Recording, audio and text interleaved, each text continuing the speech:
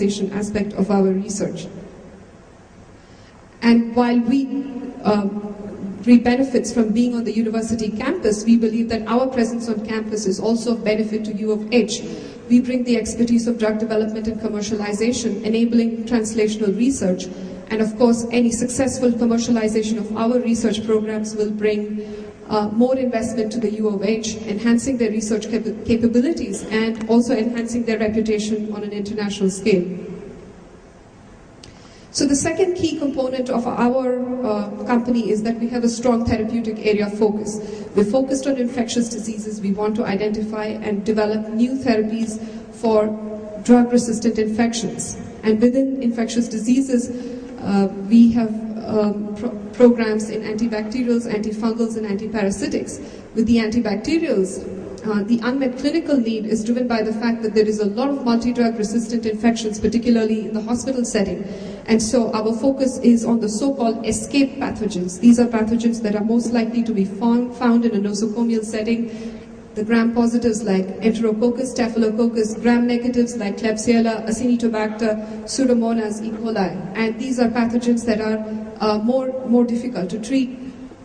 In terms of antifungals, we're looking at invasive fungal infections, particularly in immunocompromised patients. In terms of antiparasitics, we're interested in malaria. So why do we focus on infectious diseases? Well, we believe that there is a very good convergence of commercial opportunity and unmet clinical need in this therapeutic area. If you look at the market size for antibacterial drugs alone, it is about 25 billion. And the unmet clinical need is driven by the fact that there is growing drug resistance. In fact, the World Health Organization has named antimicrobial resistance as one of 3 greatest threats to human health, and it may actually change the very nature in which medicine is practiced. Hospital-acquired infections are a major problem, both in terms of lives lost and the cost incurred for treatment. From recent surveillance data, it's clear now that in the United States alone, 70% of the bacteria causing nosocomial infections are resistant to at least one class of antibiotics, limiting greatly the treatment options. Other factors. Development time is shorter. On average, the time from first human study to NDA for anti-infectives is 63 months, compared to 82 months for cardiovascular indications. Translatability from animal models to humans is higher for anti-infectives, and this results in greater approval rates for NCEs in this therapeutic area. It's 40.4% compared to 15.2% for CV drugs. And of course, we believe that there's a clear clinical unmet need and commercial viability. So what is our business model? Our business model is something like this. We have the discovery labs, we have academic and pharma collaborations, we have the investors. We are able to go from hit to lead, hit to optimized lead, and then we go into clinical development and take it up to proof of concept in the target population at phase 2A, at which point we seek partners to out-license or to co-develop. So how are we going to do this? Well, we start off by looking at what would be the anticipated target label that we could aim for, and what would a regulatory agency want. Once we have determined that, we work backwards and say, that means that we need a particular target product profile. Once we have decided on a target product profile, we then develop the preclinical and clinical development plan so that any compound that comes through this effort will actually meet the TPP. So what do I mean by this? Well, so we have a process of value-added decision-making that enables us to actually meet the TPP requirements. So if you look at, I've outlined this in brief. Our first phase is a feasibility phase where we evaluate the mechanism. What this means is that we identify targets and validate them, identify whether there are the appropriate assays available, and whether we can do them at our site. This determines feasibility. Then we go into the hit to lead optimization. At this stage, what we're looking for at the end is a lead candidate which can be nominated for safety studies, which means that it must meet robust efficacy and safety criteria, and there should be evidence of mechanism and potential differentiation to meet predefined TPP. So I want to emphasize here that the TPP is predefined and then we work towards it, as opposed to building the TPP along the way. And then we go into preclinical development, at the end of which we want to nominate a candidate for IND. At the end of this stage, and once we have approval to go into the clinic, there is a reassessment of the clinical and commercial opportunity. There is a reassessment to see whether our product would provide a confirmation of therapeutic benefit, because you will recall that this is the part which costs a lot of money. So before we go in here, we reassess and then move into the clinic. And this means that a product that comes out of our phase 2A study is ready to partner, or we seek investment to co-develop.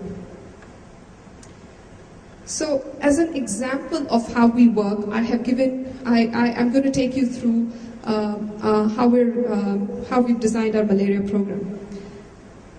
Now, malaria is a mosquito-borne disease. It's caused by the parasite Plasmodium. There are 4 types of parasites, of which Plasmodium vivax and Plasmodium falciparum are the most common. When you look at Plasmodium falciparum, it's endemic to sub-Saharan Africa, parts of Asia and Latin America. In 2008, there were 247 million cases and almost 1 million deaths, mostly African children. In India, there were about 1.5 million confirmed cases in 2008, and about 50% of them were Plasmodium falciparum malaria. Most of the malaria endemic regions in India lie on the eastern side of the country: Orissa, Jharkhand, West Bengal, Chhattisgarh, etc. Current treatment for falciparum malaria consists of artemisinin-based combination therapy, and prevention is based on the use of insecticide-impregnated bed nets as well as indoor spraying of insecticide. Well, drug resistance is a major concern for this disease. The Medicines for Malaria Venture is an organization that is very committed to identifying and developing new medicines for malaria. And at their website, they actually describe what would be the requirement for new malaria medications. So the key unmet medical need for malaria is as follows. There are currently medicines available to treat falciparum malaria, but it requires a minimum 3-day treatment course.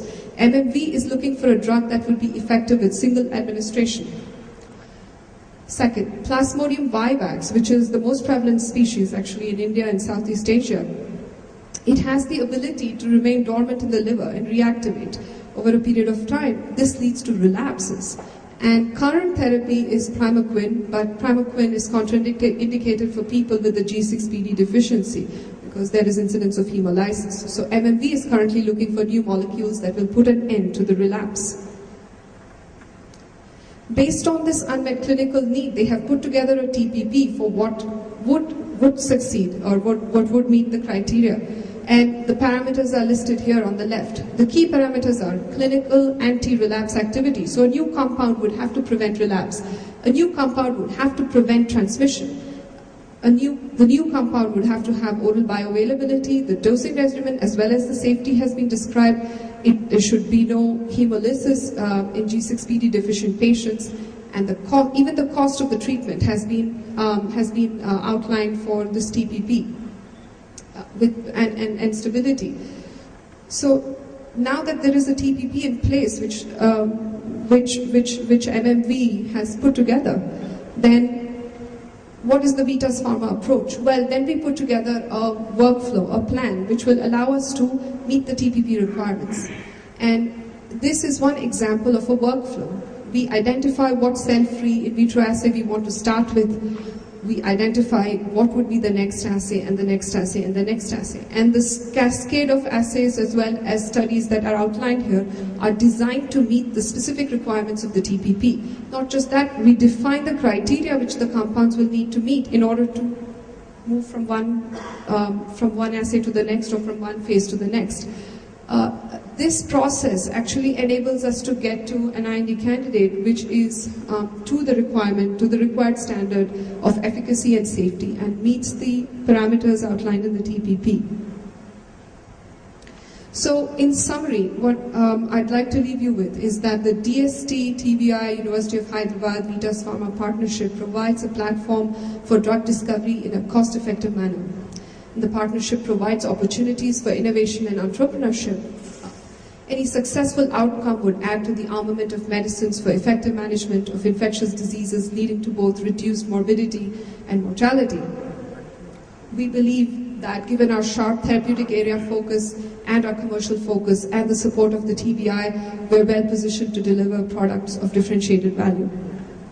Thank you very much.